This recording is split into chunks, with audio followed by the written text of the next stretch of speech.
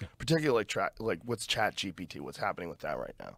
It's really fascinating and a lot of advantages. Like we were just talking last night, someone in the green room brought up the fact that there was they're using it for medical diagnoses, and it's very accurate, which is incredible. There's a lot of good things to it. It's, well, so you probably remember last time I was on, we spent quite a bit of time talking about this, and this was when these chatbots were running inside Google, but the rest of us didn't have access to them yet, right? And that guy had come out and said that he thought that they were self-aware. And the whole thing was like this big kind of mystery of like what's going on. And now the world gets to use these things, right? Everybody since then, everybody kind of has access. Really quickly. I mean, that was a short amount of time. It's been great. And then look, these things are, these things, when I say this, it's like ChatGPT, and then Microsoft has their version called Bing. Google has a version called Bard now that's really good. There's a company, Anthropic, that has a thing called Claude. If you just run the comparison, they're basically as good as a doctor. They're as good as the average doctor at this point at being a doctor. They're as good at being a lawyer as the average lawyer. Wow. You kind of go through basically anything involving knowledge work, anything involving information synthesizing, reporting, writing legal briefs, anything like this. In business, they're actually already really good. They're as good as the average management consultant. Now, the way they acquire data, they're essentially scouring the internet. Right. Sort of. It's more like they're fed the internet. They're fed the internet. And I say I make the difference because the company that produces the AI determines what data goes into it, and that determines a lot of how it works and what it does or won't do. Okay. So in that regard, is there a concern that someone could feed it fake data? Yeah. Well, you may have noticed that people over time have said a lot of fake things. Yes, I have noticed that. so that's all in there. So the way to think about it basically is it's being trained. The full version of these things are being trained on basically the sum total of human written expression, right? So basically everything people have ever written. There's some issues, and you got to get all somehow we got to figure out how to get all the books in there. Although all the books prior to 1923 are in there because they're all out of copyright. But the more recent books are a challenge. But anything that you can access on the internet that's text, right, which is a staggeringly broad set of material is in there. By the way, both nonfiction and fiction, right? So a lot of stories are in there. And then the new versions of these that are being built right now are what are called multimodal. And so that means you can feed them not only text, but you can also feed them images, you can feed them videos, right? So they're going to be trained on all of YouTube, right? They're going to be trained on all podcasts, right? And they're going to be trained kind of equivalently between text and images and video and all kinds of other data. And so they already have very comprehensive knowledge of human affairs, but it's going to get very complete. So if it's scouring the internet, if it's getting all this data from both fiction and nonfiction, how does it interpret data that's kind of satire? Right. Like what does it do with like Hunter S. Thompson, like gonzo journalism? So it doesn't really know the difference. Like this is one of the things that's difficult about talking about this, because you kind of want to always kind of compare it to a person, and part of it is you refer to it as an it, and there's this concept of anthropomorphizing things that aren't human. So it's kind of not really a correct thing to kind of think about it as like that there's an it per se. There's no like genie in the bottle. Like there's no sort of being in there that understands this is satire or not satire. It's more sort of a collective understanding of everything all at once. And then what happens is basically you as the user kind of give it direction of what path you want it to go down.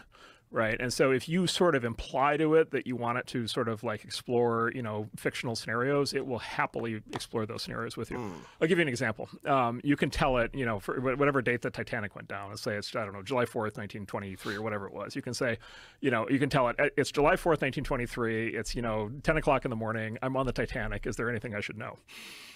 Right. And it'll like freak out, right? It'll be like, oh my God, like, you have like 5 hours to like get ready to like hit the iceberg. And you can basically say, oh, it's going to hit that. Okay. So what should I do? What should my plan be when the boat hits the iceberg? And it'll be like, well, you need to go to like this deck, like right now and talk to this guy because you're going to need to get into this life raft because it has like empty seats, right? Because it has complete information, of course, because of all the things that have been written about the sinking of the Titanic. Wow. And so you can get it in a mode where it's basically trying to help you survive the wreck of the Titanic. Now, does it think that the Titanic is actually sinking? Like there's no, you see what I'm saying? Like there's no it to think that, but what it's doing is it's kind of following a narrative that's sort of a joint construction between you and it. And then every answer that you give it basically encourages it to, to basically come back with more of the same.